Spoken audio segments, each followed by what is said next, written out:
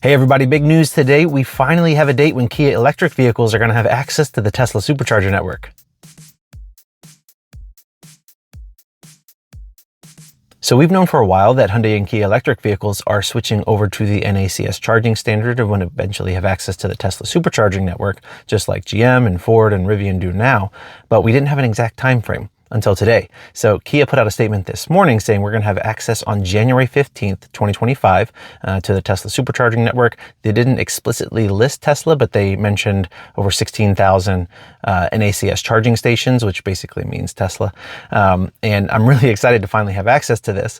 Hyundai has not put out a statement yet, but I would assume it'd be the same since basically it's the same vehicles on the Hyundai side, the same powertrains for the electric vehicles as Kia.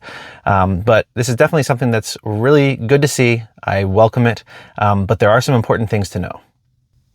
So the first thing that's important to know is obviously you'll need to have some sort of an adapter. I have the A to Z adapter that I'll be testing out.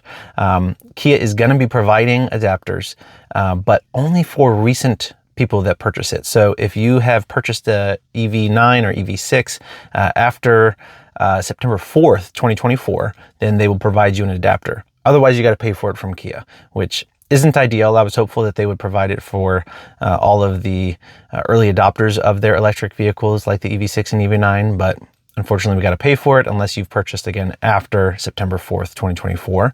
And then something else that's also very important to know is that the charge rate is not going to be ideal at Tesla superchargers. So the eGMP platform, the EV9, the EV6, it's very quick when it comes to charging, specifically because of the 800 volt architecture, but Tesla superchargers currently do not operate at 800 volts. Hopefully, as V4s roll out and Tesla gets that network growing, we'll have access to higher voltage through there. But until then, we're going to be limited to 400 volts roughly, which basically means that we'll be maxing out on Tesla chargers at around 100 kilowatts, which 100 kilowatts isn't slow, but it's not nearly as fast as what we've come to expect from the eGMP vehicles. I've hit over 240 kilowatts in my EV6. The EV9 that I tested was getting over 215 kilowatts. So being limited to 100 isn't ideal, but it does mean that it is going to open up the locations that we have access to fast charging drastically.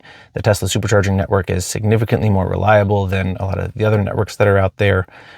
We are going to have access to pay for charging and find charging stations via our app, and it's going to be an infotainment system as well, which is good. I'm interested to see if that's going to come to the older infotainment system or if that's going to be limited to the new CCNC platform, but that's something I think we're going to have to wait until it fully rolls out for us to be able to test that out. But overall, I'm very excited. Like I said, I'm always excited to see more charging options.